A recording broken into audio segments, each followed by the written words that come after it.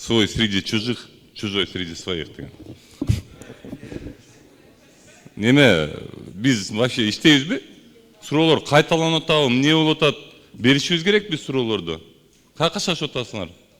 Ар дайым эле шашып жүрөсүңөр. Надир айым, силер эмне мындай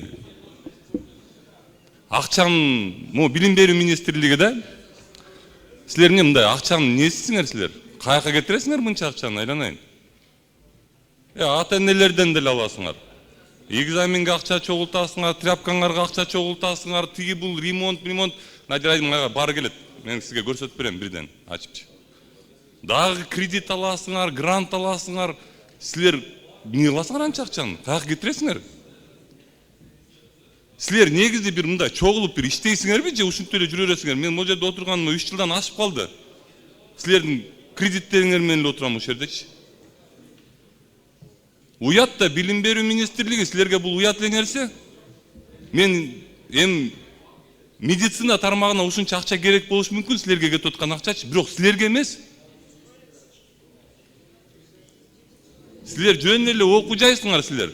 Суроого жооп бербей эле болот. Силер жөн эле окуу жайсыңар, силер жөн эле балдарды окутасыңар. Силер алардын бөйрөктөрүн алмаштырбайсыңар, жүрөктөрүн алмаштырбайсыңар силер. Дары алып бербейсиңер ал балдарга. Жөн эле окутасыңар. Акчаны болсо миллиондоп аласыңар. Бизге срочно керек болуп атат, бизге грант керек болуп атат, бизге азыр кредит бериш керек болуп атат, биз могу жерибиз токтоп калган атат. Же сапатыңар өзгөрдү. Билим берүү сапатыңар өзгөрдү. Ушунча акча алдыңар 3,5 жылдан бери, мен ушул жерде жүргөндөн бери. Биз айтпаганда ким айтат силерге? Же ата энелерди кабыл алып атасыңарбы силер? Канча мен суроомо жооп берип коюңузчу. Канча зам министр бар министрликте? Жок, сиз эме, сизге жооп берет. Процедурный бул, кагаз. Процедурный эмес, бул жөн эле суроо, жооп бере бериңиз. Канча? Жооп бербейт. Эмнеге жооп берет эми? Жооп бербеңиз, эме. 4 жүзүнө жооп бересиз. Добуш бүттү уже, өткөрдүңөр, болду, суроо бербейбиз билим берүү министрлигине. Депутаттар, коллегалар. Өтө элек азыр биз деген. Мен суроо бербей элем, мен деген процедурный өзүмдүн сөзүмдү айтканга укугум бар, ошол укугум менен колдонуп атам. Эмне себептен айткан силер мага суроо бердиртпейсиңер ушундай? Ар дайым кыскартасыңар, азайтасыңар, кетиресиңер. Эптеп добуш бересиңер. А булар болсо миллиондорду жеп атат да, каяка кетип атканы белгисиз.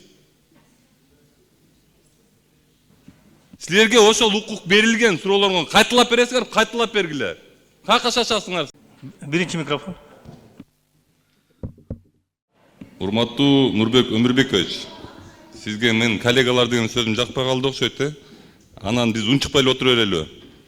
Биринчиден, экинчиден вице-спикерлер силер бир аз мындай биз силерди эмнеге шайлаганыбызды унутуп калдыңар окшойт. Ушу мен коллегалар деп койсом эле ушинтип чыга каласыңар ортогочу. Коллегалар деп сүйлөгүлө, могу жерде өкмөт келет дагы эмне гана сөздөрдү айтпайт бизге. Эмне ошондо сүйлөйсүңөр? Мен айтып атам. Мен жооп сураган жокмун. Мен процедурныйдамын. Эмнеге ошондо сүйлөйсүңөр? Анан туруп мындай актуальный нерсени айтыш керек да, эмне унчукпай эле отура берели ушул жерде. Добушту мындай большинством чечти, көбүнчө неме добуш менен чечип алдык депчи. Мисалы мен суроо беришим керек болчу. Бере албайм мен, анткени силер көпсүңөр чындап эле. Жок, мындай тамаша сөздөр, конечно, силерге азыр тамаша сөзүңөр көп, силердин жумушуңар да көп. Силер азыр түштө жумушуңарды бүтүрүп туруп кетишиңер керек. Мен түшүнүп атам силердичи. Жок, мен түшүнүп атам силерди. Анда мен сүйлөгөндө, эгер жакпаса, анда мен сүйлөгөндө мындай угуп эле отуруп бергиле, анткени силер сүйлөп атканда мен угуп отуруп берип атам. Бирок биз суроолорду беришибиз керек. Туугандар, коллегалар. Кайталанып атабы, кайталанбай элеби? Эмне болуп атат? Биз суроолорду беришибиз керек. Ошон үчүн сайлаган силерди. Ошону унутпооңорду деле суранып атам мен силерденчи. Рахмат. Мындай да депутаттар суроолорун берип атышат. Эми биздин коллегабыз чыгып сунушун берди. Сунушу өтүп кетти, эмне кылалы анан?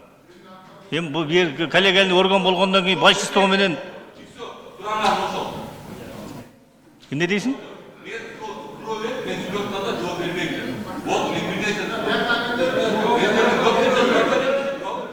Азыр эме бүтүнчү сүйлөшөбүз азыр.